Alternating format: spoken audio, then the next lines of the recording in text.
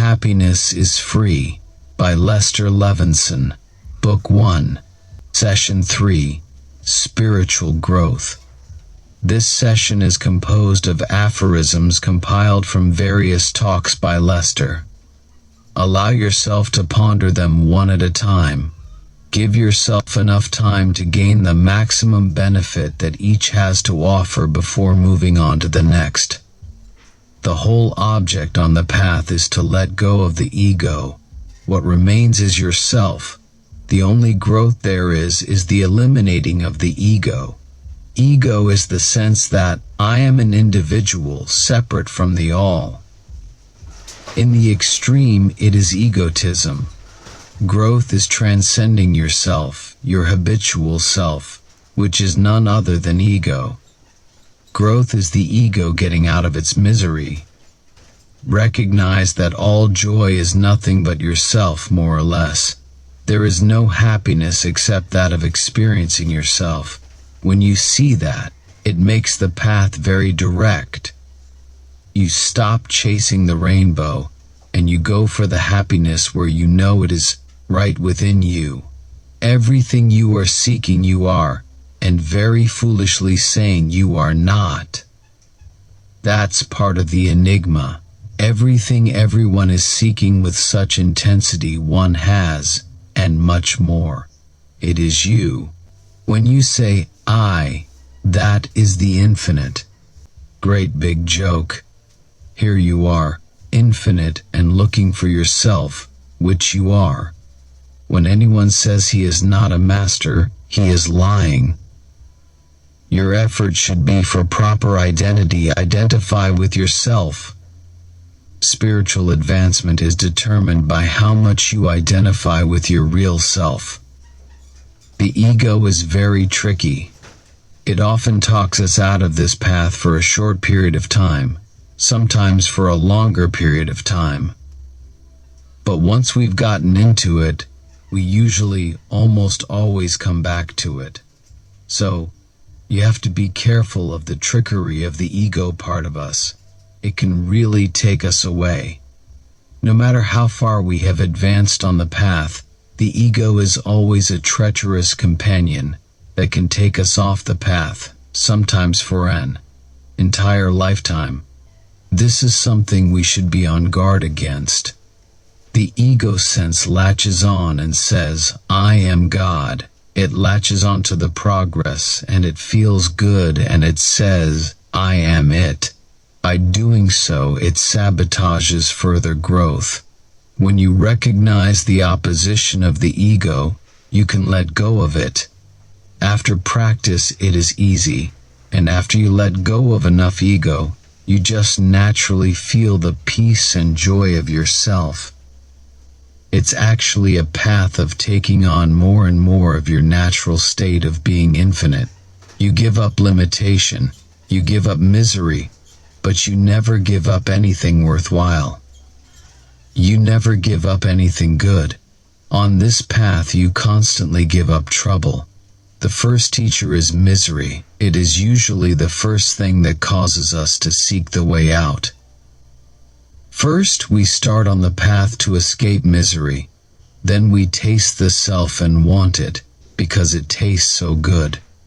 On the path you never give up anything. You just take on more and more of what you really want until you have the all.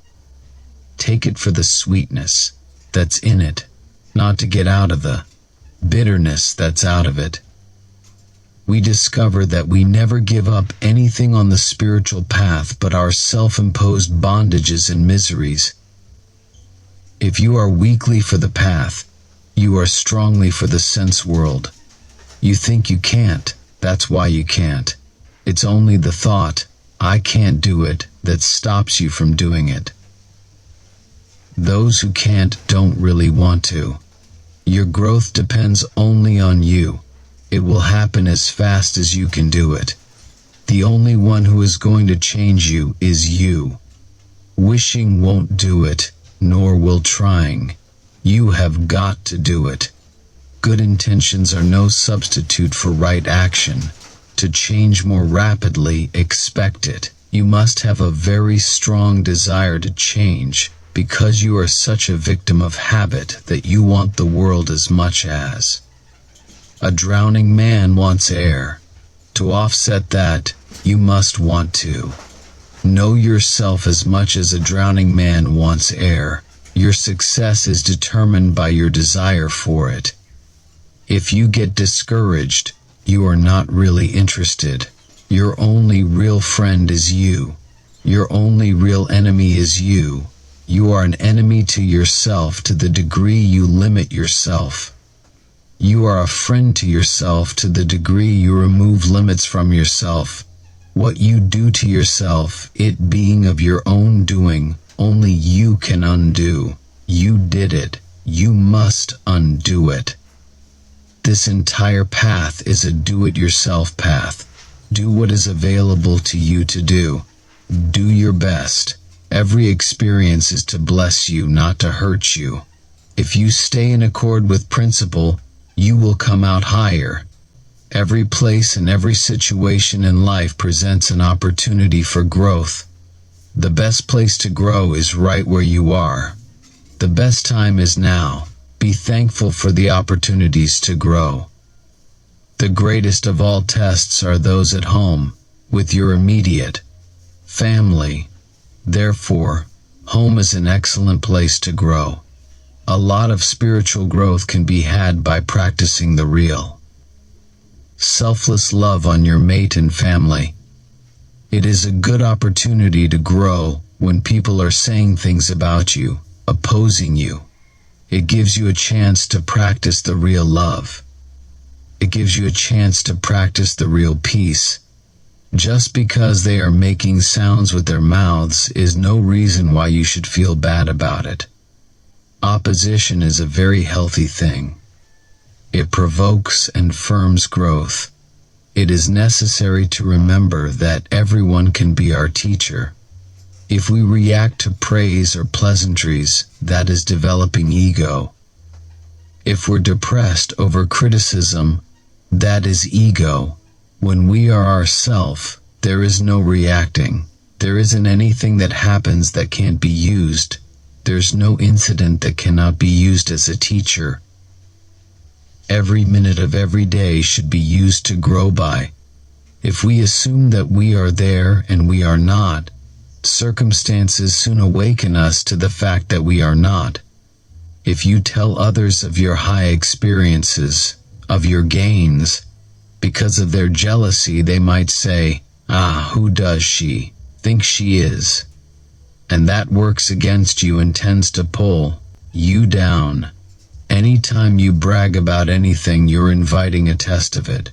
So, I warn you, if you are growing into these things, when they start coming, unless you're so sure you know by experience, you can't lose it. It's better not to tell anyone. Be proud of your spiritual accomplishments. Be happy with them. Be proud of them to yourself. When you have false spiritual pride, you invite a challenge of the thing that you are proud of, and it is necessary to do away with doubts. It takes more than faith. It takes knowledge. You start with faith, but you must convert it to knowledge. You must test it out, and then you know it. In order to really understand, we must experience the knowledge. When you experience, it is no longer intellectual. You can get understanding without being able to put it into words. The only maturity there is spiritual understanding. Stand ye out and be different, and don't let the others trick you back into where you were. It's not easy. It takes fortitude. We should try to go all the way. To us, it is given to do that. We have the possibility of going all the way back home, right to the absolute. Expect infinity, no more. You cannot expect too much. Toe the line to the very end. The more you toe the line, the sooner the end. Every gain is an eternal gain. Every step forward you make now is forever. We climb a ladder, and each time we get up to another rung, we forget about the rungs below. Then, when we get to the top, we kick the ladder away. The proof of this subject is the result you get. The more you grow, the less you feel the need to grow. The higher you go, the less the incentive to go further.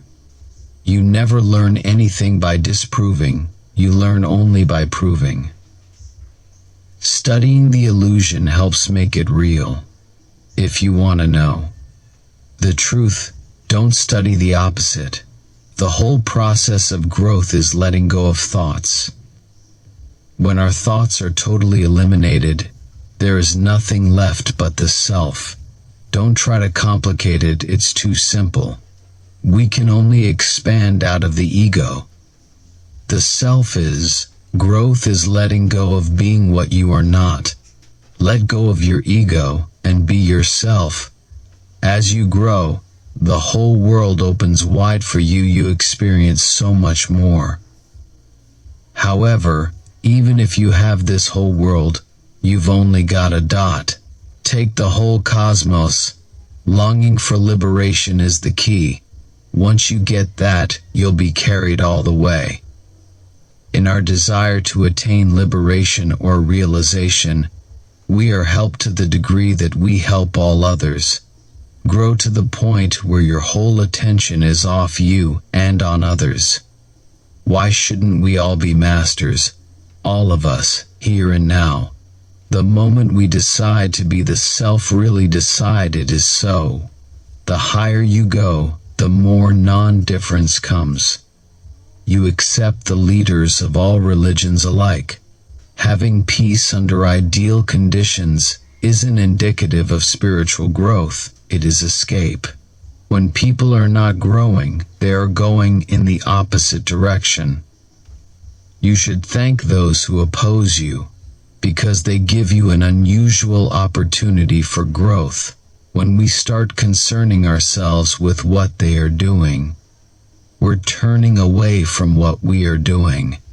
You need constant confirmation until you don't need it anymore. Perseverance is necessary. Adversity is a prod to growth.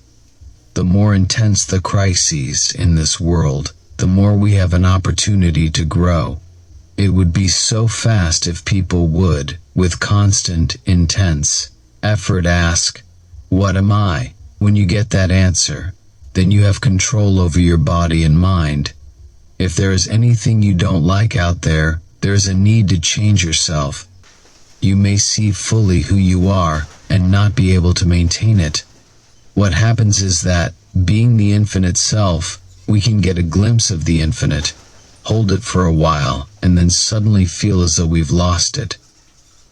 The reason for that is that the mind has not been eliminated. The subconscious thoughts of limitation are submerged for the moment.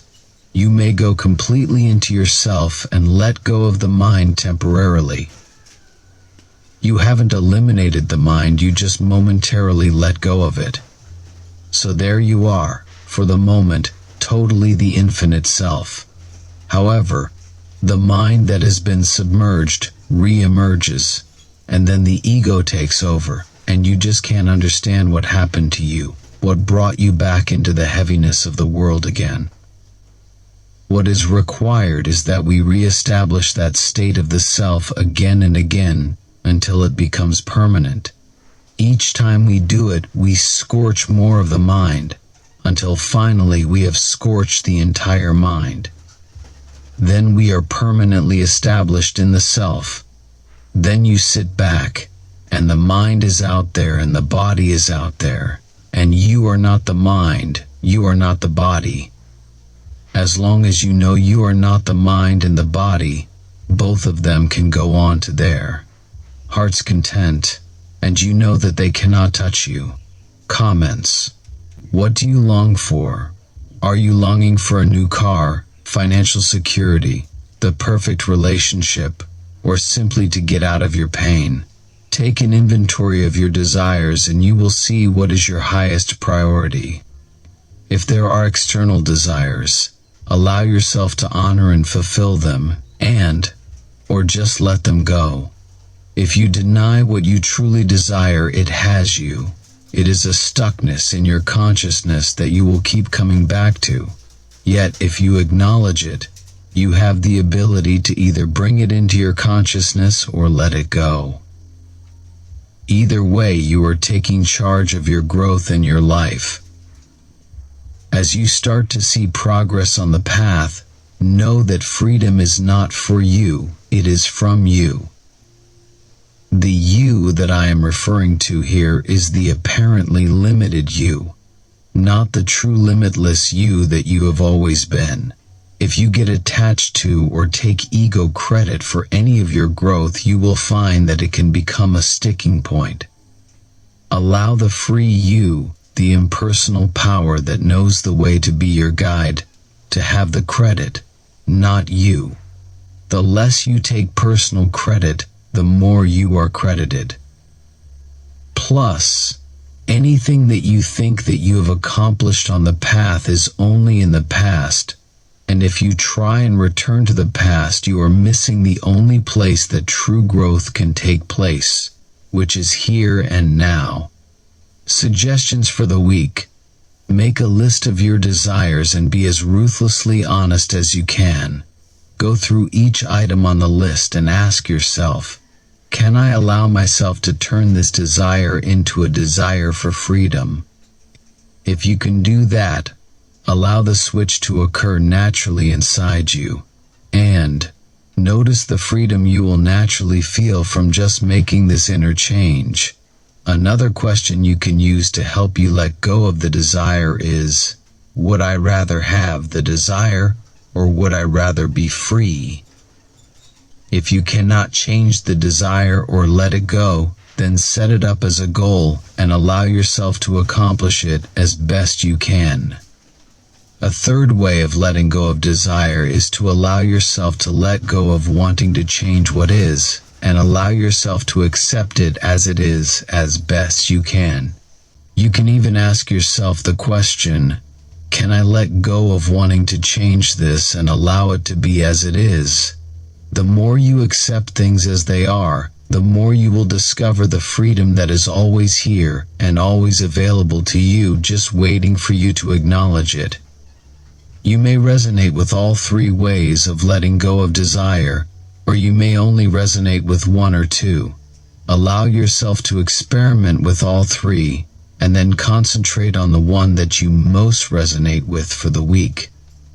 Even when you do achieve any desire, notice whether the happiness is permanent or fleeting. How long are you truly happy with your new toy? This will also help you to start converting all your desires into the desire for freedom, your true source of lasting, unshakable happiness. You can also make a list of your spiritual accomplishments and experiences, and allow yourself to let them go as best you can. The more you can let go of your past experiences and accomplishments, the more you are opening yourself to having the whole pie of absolute freedom for now and all time. The following polarities will help support you in this week. Work. I want the world. I am the world. I want freedom. I am freedom. I accomplish this. It is not I but the Father who worketh through me. I accomplish this. God is the only accomplisher. Things need to change. All is perfect as it is. Record your experiences with these exercises in your journal or diary of progress. Did you remember to write down your gains and realizations as you did this session?